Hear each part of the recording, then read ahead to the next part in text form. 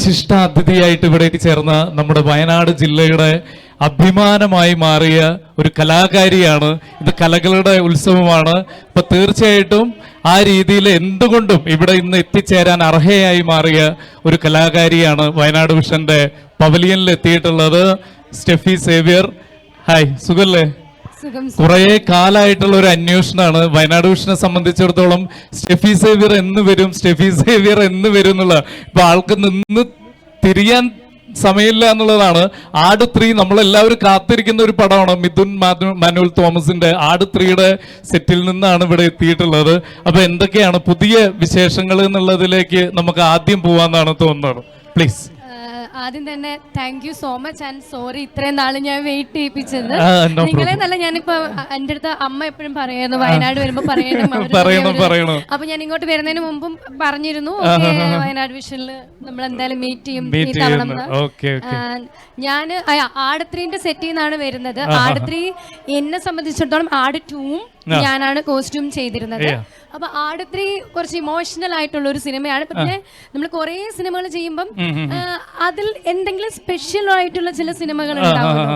എനിക്ക് ആട് 3 അങ്ങനെയാണ്. കാരണം അതിന്റെ ഡയറക്ടർ മിഥുൻ മാനുവൽ തോമസ് എന്റെ നാട്ടുകാരൻ വയനാടുകാരനാണ്. അതില് ഡയറക്ഷൻ ഡിപ്പാർട്ട്മെന്റിലുള്ള റോബിൻ ചേട്ടൻ വയനാടാണ്. ആൻഡ് സണ്ണി വെയിൻ വയനാടാണ്. ഞങ്ങൾ ഒരു വയനാടൻ ബെൽറ്റ് ആണ്. ആട് 3 ഞങ്ങളുടെ സെറ്റിലൊക്കെ പറയും ഞങ്ങൾ വയനാടൻ ബെൽറ്റ് ആണ്. സോ അതൊരു സ്പെഷ്യൽ മൂവിയാണ്. കുറച്ചും കൂടെ ഗ്രാൻഡിയർ ആയിട്ടുള്ള ഒരു സിനിമയാണ് ആട് 3. എന്റെ കരിയറിലും ഞാൻ ഇതുവരെ ചെയ്യാത്ത കുറച്ച് സ്പെഷ്യൽ ആർട്ട് ആൻഡ് ക്രാഫ്റ്റ് ഒക്കെ ഇട്ട് ചെയ്യുന്നുണ്ട്. അത് നമുക്ക് എന്തായാലും പടം വന്നിട്ട് അറിയാന്നുള്ളതാണ് അല്ലേ? എനിക്ക് തോന്നുന്നു ആട് 3യെ കുറിച്ച് ആധികാരികമായിട്ട് ഒരാള് ഫസ്റ്റ് ടൈമാണ് ഇത്രയെങ്കിലും പറഞ്ഞിട്ടുള്ളത് എന്നുള്ളതാണ്. ബാക്കി പ്രൊമോ വീഡിയോസ് മാത്രമാണ് നമ്മൾ ഇതുവരെ കണ്ടിട്ടുള്ളൂ എന്നുള്ളതാണ് വാസ്തവം. ശരിക്കും സ്റ്റെഫി, നമ്മളിവിടെ നമ്മുടെ ജില്ലയുടെ ഒരു ഉത്സവമാണ് ഇവിടെ നടന്നുകൊണ്ടിരിക്കുന്നത്. അപ്പൊ തീർച്ചയായിട്ടും ഈ ഒരു ക്ഷണം ആദ്യം വന്ന സമയത്ത് എങ്ങനെയായിരുന്നു അതിനെ അപ്രോച്ച് ചെയ്ത് എങ്ങനെയായിരുന്നു അത്? പണ്ട് നമ്മൾ പറയുകയാണെങ്കിൽ ഞാൻ പണ്ട് സ്കൂൾ കലോത്സവത്തിനെല്ലാം ഇങ്ങനെ പങ്കെടുക്കാൻ വേണ്ടിയിരിക്കുമ്പം അവിടെ ജഡ്ജസ് ആയി വന്നിരിക്കുന്ന ആൾക്കാരില്ലേ, അവരെയൊക്കെ ഭയങ്കര കൗതുകത്തോടെയും ആരാധനയോടെ ഇങ്ങനെ എന്തു രസോ എങ്ങനെയൊക്കെ എന്തെങ്കിലും വന്നിരിക്കാൻ പറ്റിയിരുന്നെങ്കിൽ ഇങ്ങനെ ആരാധനയോടെ നോക്കിയിരുന്ന ആളാണ് ഞാൻ. സോ അങ്ങനെയുള്ള എനിക്ക് ഇങ്ങനെ ഒരു നമ്മുടെ നാട്ടിൽ നടക്കുന്ന ഒരു യൂത്ത് ഫെസ്റ്റിവൽ, അതായത് ഒരു വയനാട് ജില്ലാ കലോത്സവത്തിന്റെ ഗസ്റ്റായി വരാൻ കഴിഞ്ഞു എന്നുള്ളത് എനിക്ക് ഭയങ്കര പ്രൗഡായിട്ടുള്ള ഒരു കാര്യമാണ്. നമ്മുടെ നാട്ടില് പിന്നെ നമ്മള് എത്ര സിനിമ ചെയ്തു എന്ന് പറഞ്ഞാലും നമ്മുടെ നാട്ടില് നമ്മൾക്ക് കിട്ടുന്ന ഒരു അംഗീകാരം അതെപ്പോഴും നമുക്ക് വളരെ നമ്മുടെ നെഞ്ചിൽ ഒരു സ്പെഷ്യൽ പ്ലേസിലുള്ള ഒരു കാര്യമാണ്. ഞാനത് എൻജോയ് ചെയ്യുന്നു. അതോടൊപ്പം ഇത് ഈ പരിപാടി പൂർവ്വ വിദ്യാർത്ഥികൾക്ക് കൂടെ ഉണ്ടായിരുന്നേ കൊള്ളാന്ന് എനിക്ക് തോന്നുന്നു. ഇത് ആരും പറയാത്ത ഒരു കാര്യമാണ് കേട്ടോ, ആദ്യമായിട്ടാണ് ഒരാൾ പറയണത്. എല്ലാവർക്കും അതെ അതെ, കാരണം അത് ഇതിന്റെ ഒരു ഫയർ, ഇത് ഭയങ്കര ഇന്നസെന്റ് ആയിട്ടുള്ള ഒരു മത്സരമാണ്. ഇതിന് പുറത്തു പോയി നമ്മൾ വേറെ ഒരു ലോകത്ത് കുറെ വേറെ കോമ്പറ്റീഷൻസിൽ നിൽക്കുമ്പോൾ നമ്മൾ പങ്കെടുത്ത കലോത്സവങ്ങൾ എത്ര ഇന്നസെന്റ് ആയിട്ടുള്ള മത്സരങ്ങളായിരുന്നു. അവിടെ നമുക്ക് ഉണ്ടായിരുന്ന ഒരു മോട്ടിവേഷൻ എല്ലാം നമ്മൾ നോക്കി കണ്ടിരുന്നതെല്ലാം അത് ഭയങ്കര എനിക്ക് മിസ് ചെയ്യുന്നുണ്ട്. ഓക്കെ സ്റ്റെഫി, എനിക്ക് തോന്നുന്നു കുറച്ച് നേരത്തെ എത്തിയിട്ടുണ്ട് എന്നുള്ളതാണ്. ഏതെങ്കിലും പ്രകടനങ്ങളൊക്കെ കണ്ടിരുന്നോ കുട്ടികളുടെ? എന്തെങ്കിലും ഇല്ല, അതിന് സമയം കിട്ടിയിട്ടില്ല. അപ്പൊ മുമ്പ് സ്റ്റെഫിക്ക് പഠിക്കുന്ന സമയത്തുള്ളത് മാറ്റിയിട്ട് നമുക്കിപ്പോ എന്തെങ്കിലും കലോത്സവങ്ങളിലൊക്കെ പ്രകടമായിട്ട് അയ്യോ ഇത് കൊള്ളാലോ, ഇത്ര വലിയ മാറ്റം. ഇപ്പൊ ആദ്യമൊക്കെ എൻ്റെ ഒരു ഓർമ്മയിൽ പറയുകയാണെങ്കിൽ ഒപ്പനയൊക്കെ അവസാന ദിവസമാണ് വരാറുള്ളത്. ഇപ്പൊ നിങ്ങൾ ഉദ്ഘാടനം കഴിഞ്ഞാൽ ഇനി അവിടെ നടക്കാൻ പോകുന്നത് ഒപ്പനയാണ്. അപ്പൊ അങ്ങനെയുള്ള ചേഞ്ചസ് ഒക്കെ ഉണ്ട്. അപ്പൊ അങ്ങനെ എന്തെങ്കിലും വലിയ ചേഞ്ച് ഉള്ളതായിട്ട് തോന്നിയിട്ടുള്ള കാര്യം എന്തെങ്കിലും ഉണ്ടോ? ഒന്ന്, ഞാൻ പഠിച്ച സമയത്തെ കലോത്സവങ്ങളെ ഞാൻ കണ്ടിട്ടുള്ളൂ. അതുകൊണ്ട് എങ്കിൽ പോലും ഞാൻ സത്യം പറഞ്ഞ യൂട്യൂബില് എനിക്ക് ഗ്രൂപ്പ് ഡാൻസ് ഇല്ലേ ഭയങ്കര ഇഷ്ടമുള്ള, കാരണം എനിക്ക് ഡ്രസ്സിനോട് കുറച്ച് ഇഷ്ടമുള്ള കളർഫുള്ളായി ഡിഫറൻസ്. അതായത് ഇപ്പൊ മോഹിനിയാട്ടത്തിന്റെ കോസ്റ്റ്യൂമിൽ തന്നെ ഒരു ലിമിറ്റേഷൻ ഉണ്ട്, ആ കോമ്പിനേഷനിൽ ഒരു മാറ്റം വരുന്നതിന്. പക്ഷെ ഏറ്റവും കൂടുതൽ എക്സ്പെരിമെന്റ്സ് നടക്കുന്ന ഒരു കോസ്റ്റ്യൂം എന്ന് പറയുന്നത് ഗ്രൂപ്പ് ഡാൻസിന്റെ ആണ്. അതിൽ വരുന്ന കളേഴ്സ്, അത് ഹെഡ് ഗേഴ്സ്, കിരീടം എന്നൊക്കെ പറയില്ലേ, ഇതെല്ലാം കാണുമ്പോ ഇതൊക്കെ ഇട്ടൊന്ന് കളിച്ചാൽ കൊള്ളാം എന്നെനിക്ക് തോന്നാറുണ്ട്. അങ്ങനെ എന്തെങ്കിലും ശ്രമം നടത്തിയിട്ടുണ്ടോ? കല്ലോടിയാണ് പഠിച്ചതെന്നാണ് എനിക്ക് തോന്നുന്നത്. അപ്പൊ സ്കൂളിൽ പഠിക്കുന്ന സമയത്തൊക്കെ ഏതെങ്കിലും രീതിയിൽ അങ്ങനെ ഞാൻ ജില്ല വിട്ടു പോകാനുള്ള കഴിവ് എനിക്ക് ഉണ്ടായിരുന്നില്ല. ഞാനതുകൊണ്ട് മാക്സിമം പരിപാടിയായിരുന്നു. പക്ഷെ ഈ മോണോ ആക്ട്, നാടകം, മാർഗംകളി ഇതിലെല്ലാം പങ്കെടുത്തിട്ടുണ്ട്. പക്ഷെ സ്റ്റേറ്റ് ജീവിതത്തിൽ കാണേണ്ട വന്നിട്ടില്ല. അതുകൊണ്ട് കുഴപ്പമില്ലാണ്ട് അങ്ങനത്തെ പരിപാടികൾ. അപ്പൊ ഇനി നമുക്ക് കുറച്ച്, അതായത് ഈ കോസ്റ്റ്യൂം ഡിസൈനിങ്ങിലേക്ക് അധികം വയനാട്ടിൽ നിന്നൊക്കെ പെൺകുട്ടികൾ അത്രത്തോളം വരാത്ത ഒരു മേഖലയാണല്ലോ. എങ്ങനെയാണ് അതിലേക്കുള്ള ഒരു കാൽവെപ്പ് എന്ന് പറയുന്നത് എങ്ങനെയാണ് ശരിക്കും? സിനിമ എനിക്ക് ഭയങ്കര ഇഷ്ടമുള്ള ഒരു ആർട്ട് ആയിരുന്നു. സിനിമ എന്താണ്, സിനിമ എവിടെയാണ്, സിനിമ ഡയറക്ടർ ആരാണ്, ഇതൊന്നും അറിയാവുന്നതിന് മുമ്പ് തന്നെ ഞാൻ ഫ്യൂച്ചറിൽ എന്താവണം എന്ന് പറഞ്ഞാൽ കോസ്റ്റ്യൂം ഡിസൈനർ ആവണം, സിനിമയിൽ പോകണം എന്നായിരുന്നു. അപ്പൊ അന്ന് ഞാൻ ഇവിടെ ഡ്രോയിങ് ക്ലാസ്സിൽ വെറുതെ പഠിച്ചിട്ടുണ്ട്. പിന്നെ നിഫ്റ്റിന്റെ എൻട്രൻസ് എഴുതി, അതൊന്നും കിട്ടിയില്ല. ബട്ട് എനിക്ക് സിനിമ കണ്ട് അതിൽ ഡ്രസ്സുകൾ ഇടാനുള്ള ഒരു ആഗ്രഹത്തിന്റെ മുകളിലാണ് ഇങ്ങനെ ഒരു ആളുണ്ട്, ഒരു കോസ്റ്റ്യൂം ഡിസൈനർ ഉണ്ട്, അവരാണ് കോസ്റ്റ്യൂം ചെയ്യുന്നത്. അങ്ങനെ അതിന്റെ പുറകെ പോയി ഫൈനലി ഇവിടെ എത്തി. അപ്പൊ സാധാരണ ഇപ്പൊ സിനിമ കണ്ടിട്ട് സംവിധായകരാവാൻ കൊതിക്കുന്നവരുണ്ട്, അഭിനയിക്കാൻ കൊതിക്കുന്നവരാണ് ഭൂരിഭാഗവും ഉണ്ടാവുക. പക്ഷെ കോസ്റ്റ്യൂം, അവരിടുന്ന ഡ്രസ്സ് എന്ന് പറഞ്ഞിട്ടാണ് സ്റ്റെഫി. അപ്പൊ ആ റൂട്ട് അതന്നെയാണ് എന്നുള്ളത് ഓൾറെഡി ആരോ എഴുതി വെച്ച പോലെയാണ് തോന്നുന്നത്, അല്ലേ? അപ്പൊ എന്നാലും അത് എളുപ്പമായിരുന്നു, അത് നമുക്ക് ഇവിടെ നിന്ന് അങ്ങനെ എത്തുക എന്ന് പറയുന്നത് ആ ഫസ്റ്റില് അത് എളുപ്പമായിരുന്നു? അതോ ഏതെങ്കിലും രീതിയിൽ എന്തായാലും തീർച്ചയായിട്ടും സ്ട്രഗ്ലിംഗ് പീരീഡ് ഒക്കെ ഉണ്ടാവും, അങ്ങനെയൊക്കെ ഫേസ് ചെയ്തിട്ടുണ്ടോ?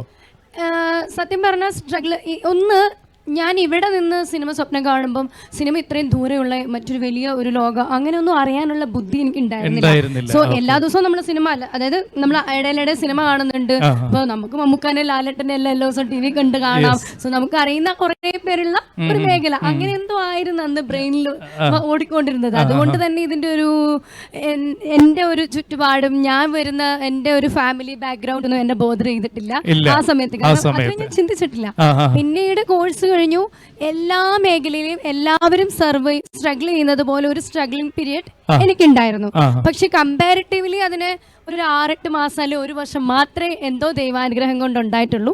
സോ പിന്നീട് ഞാൻ പരസ്യങ്ങൾ തുടങ്ങി, സിനിമ വന്നു, ഞാനിങ്ങനെ പോയിക്കൊണ്ടിരിക്കുകയാണ്. ഓക്കെ, അപ്പൊ നമ്മള് നമ്മള് ഇപ്പൊ ഈ സിനിമയിലേക്ക് വരികയാണെങ്കിൽ ഇപ്പൊ പറഞ്ഞല്ലോ മമ്മൂട്ടി, മോഹൻലാൽ എന്നൊക്കെ പറഞ്ഞ അങ്ങനെയുള്ള പല ലെജൻസിന്റെ കൂടെയും വർക്ക് ചെയ്യാനുള്ള ഒരു ഭാഗ്യം ഉണ്ടായിട്ടുണ്ട്. അപ്പൊ ഇവരൊക്കെ ഫസ്റ്റ്ലി നമ്മള് ആദ്യമായിട്ട് ഈ ഒരു കാര്യത്തിന് പ്രൊഫഷണലി മീറ്റ് ചെയ്യുന്ന സമയത്ത് ഉണ്ടായിട്ടുള്ള ഒരു ഫീലിംഗ് എന്താണ് ശരിക്കും?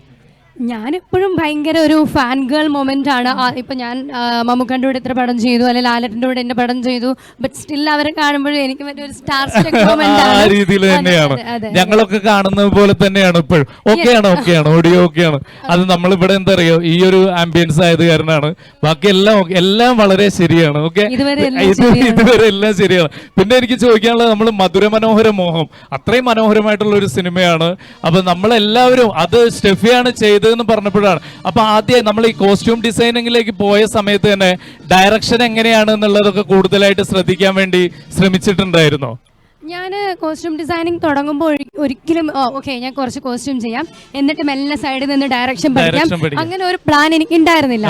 ഞാനൊരു 10-12 സിനിമ ചെയ്തപ്പോഴാണ് എനിക്ക് ഇതിന്റെ ഒരു കഥ പറയുന്ന ഒരു പരിപാടിയിലോട് ഇൻട്രസ്റ്റ് തോന്നിയത്.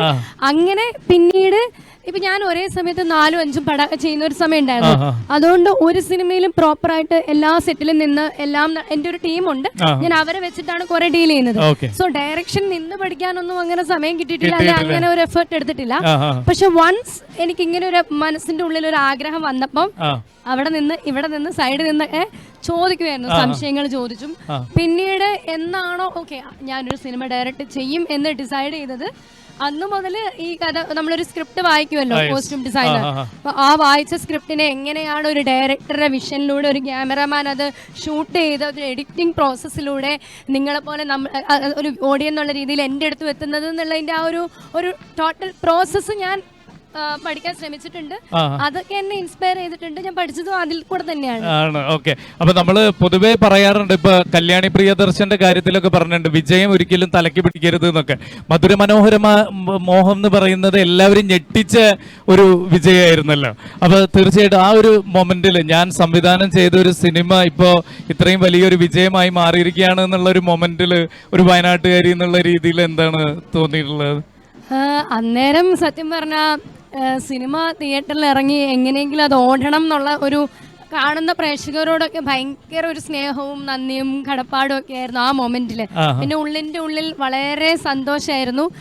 അന്ന് ആളുകൾ ആ സിനിമ സ്വീകരിച്ചത് കൊണ്ടാണ് ഇന്ന് എനിക്ക് രണ്ടാമതൊരു സിനിമ ചെയ്യണം എന്നുള്ള നമുക്ക് എത്ര ആഗ്രഹം ഉണ്ടെങ്കിലും ഒരു ആദ്യത്തെ സിനിമ ആളുകൾ സ്വീകരിക്കുമ്പോഴാണ് കൂടുതൽ ഒരു ഡയറക്ടർക്ക് സ്വീകാര്യത കിട്ടുന്നത്. അതല്ലാത്തതും ഉണ്ട്, പക്ഷെ ആ ഒരു സ്ട്രഗിൾ കുറവായിരിക്കും കമ്പാരിറ്റീവ്ലി. അപ്പം ആ വിജയം എനിക്ക് വീണ്ടും മുമ്പോട്ടുള്ള ഒരു യാത്രയ്ക്ക് ഒരു വലിയൊരു സപ്പോർട്ടാണ്. അപ്പൊ എനിക്ക് തോന്നുന്നു 2023 അല്ലേ മധുര മനോഹര മോഹം. അപ്പൊ 2 വർഷമായി. ഇനി അടുത്ത പ്രൊജക്ട് എന്താണ് പരിപാടി? അടുത്ത പ്രൊജക്ടിന്റെ പ്രീ പ്രൊഡക്ഷൻ സ്റ്റാർട്ടിംഗ് സ്റ്റേജിലാണ്. അടുത്ത വർഷം ഷൂട്ടായിരിക്കും. ബാക്കി കാര്യങ്ങളൊന്നും പുറത്തു വിടാറായിട്ടില്ല. ഇല്ല, അതൊരു ഒഫീഷ്യൽ അനൗൺസ്മെന്റ് ഉണ്ടാവും. ഓക്കെ, അപ്പൊ എന്തായാലും അതും വലിയൊരു സക്സസ് ആയിട്ട് മാറട്ടെ. ഇത്രയും തിരക്കിനിടയിൽ നമ്മുടെ വയനാടിന് വേണ്ടിയിട്ട് സ്റ്റെഫി ഇവിടെ എത്തി എന്നുള്ളത് മാത്രമല്ല, കുറെ കാലങ്ങളായിട്ട് നമ്മൾ പറഞ്ഞുകൊണ്ടിരിക്കുകയാണ് എന്നാണ് സ്റ്റെഫി വരുന്നത്, വയനാട് വിഷനിലേക്ക് എന്നാണ് വരുന്നത് എന്നുള്ളത് എപ്പോഴും പറഞ്ഞുകൊണ്ടിരിക്കുന്ന ഒരു കാര്യമാണ്. അപ്പൊ ഇത്രയും സമയം നമുക്ക് വേണ്ടിയിട്ട് സ്പെൻഡ് ചെയ്തതിനും പ്രത്യേക സ്നേഹം അറിയിക്കുകയാണ്. അപ്പൊ ഇനി ഒരു കാര്യം കൂടിയാണ് എനിക്ക് പറയാനുള്ളത്. ഇവിടെ നമ്മൾ ഈ പവലിയൻ ഒരുക്കിയതിന്റെ ഉദ്ദേശം എന്ന് പറയുന്നത്, ഇവിടെ വരുന്നവരൊക്കെ കലാകാരികളാണല്ലോ. അപ്പൊ അവരെന്തെങ്കിലും പാട്ട് പാടി ഡാൻസ് ഒക്കെ ചെയ്ത് ഇവിടെ വിജയിക്കുന്ന കുട്ടികളാണ് വരുന്നത്. അപ്പൊ സ്റ്റെഫി ഇവിടെ നിന്ന് എന്തെങ്കിലും എന്നോട് വിരോധമില്ലെങ്കിൽ 2 വരി പാട്ടൊക്കെ പാടിയിട്ട് പോവുകയാണെങ്കിൽ പാടാറുണ്ടോ? ഞാൻ സത്യം പറയട്ടെ, എന്നോട് ഏറ്റവും ഇഷ്ടമുള്ള എന്റെ പ്രിയപ്പെട്ടവര് പറയാറുണ്ട്, നീ ഒരിക്കലും പാടരുത്. അവരൊക്കെ പറയും കൊള്ളാം, കുഴപ്പമില്ല, അനാവശ്യമായി എന്നെ മോട്ടിവേറ്റ് ചെയ്യുന്നത് ഞാൻ പാടൂല. ആയിക്കോട്ടെ. അപ്പൊ എന്തായാലും ഞാൻ സത്യം പറയാം, പാട്ട് പറയാൻ പോലും അറിയാത്ത ഒരു കുടുംബമാണ് എന്റേത്. അതുകൊണ്ട് ഞങ്ങൾ ഫാമിലിയുടെ കാര്യം ഞാൻ ചോദിക്കാൻ വിട്ടുപോയി. ഫാമിലി എങ്ങനെയാണ് പരിപാടി? ഫാമിലി ഇപ്പം എന്റെ ബ്രദർ ഇവിടെ ഉണ്ട്, എന്റെ അമ്മ ഉണ്ട്, അമ്മ ഇവരൊക്കെ തന്നെ ഞാൻ ഒത്തിരി സ്ഥലങ്ങളിൽ ഒരുപാട് തവണ പറഞ്ഞിട്ടുള്ള കാര്യമാണ്. ഞാൻ ഇന്നിവിടെ ഇരിക്കാൻ എന്റെ റീസൺ നിങ്ങൾ എന്നോട് ചോദിച്ചു, വയനാട്ടുകാർ എങ്ങനെ അവിടെ വന്നു ഇങ്ങനെ ചോദിച്ചല്ലോ. അതിന് ബേസിക് ആയിട്ടുള്ള ഒരു ഉത്തരം എന്ന് പറയുന്നത് എന്റെ പേരൻസ്, എന്റെ അമ്മ, എന്റെ ചേട്ടനുമാണ്. അവരാണ് ഞാൻ ഇന്നിവിടെ ഇരിക്കാൻ എന്റെ ആഗ്രഹങ്ങൾക്ക് ഏറ്റവും ചുക്കാൻ പിടിച്ചത്. ഒരുപാട് സ്ട്രഗിൾ ചെയ്താണ് ഞാൻ ഇവിടെ ഇരിക്കുന്നത്. ഒരുപക്ഷെ ഇത് കാണുന്ന ആർക്കെങ്കിലും ഒക്കെ അത് പേഴ്സണലി അറിയുന്നവരുണ്ടാകും. അവർക്കൊക്കെ കുറെ പേർക്ക് അത് പ്രചോദനം കൂടിയാവട്ടെ വയനാടിനെ സംബന്ധിച്ചിടത്തോളം. ഞാൻ ഫാഷൻ ഡിസൈനിങ് പഠിക്കാൻ പോയ സമയത്ത് എനിക്കറിയാം സാരിയിൽ പെയിന്റ് അടിക്കുന്ന കോഴ്സല്ലേ എന്ന് ചോദിച്ച ആളുകളാണ് ഏറ്റവും കൂടുതലുള്ളത്. സോ അതങ്ങനെയല്ല, ഓരോ കുട്ടികൾക്ക് ഓരോ ഇഷ്ടം ഉണ്ടാകും, അതിനെ സപ്പോർട്ട് ചെയ്യുക എല്ലാവരും.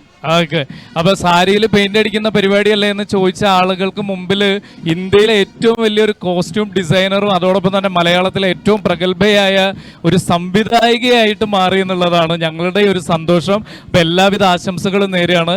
ഇനി അടുത്ത സിനിമയും അതിനുശേഷമുള്ള ഒരുപാട് സിനിമകളിലൂടെ വയനാടിന്റെ അടയാളമായിട്ട് സ്റ്റെഫി മാറട്ടെ. Thank you so much. Thank you so much. Thank you.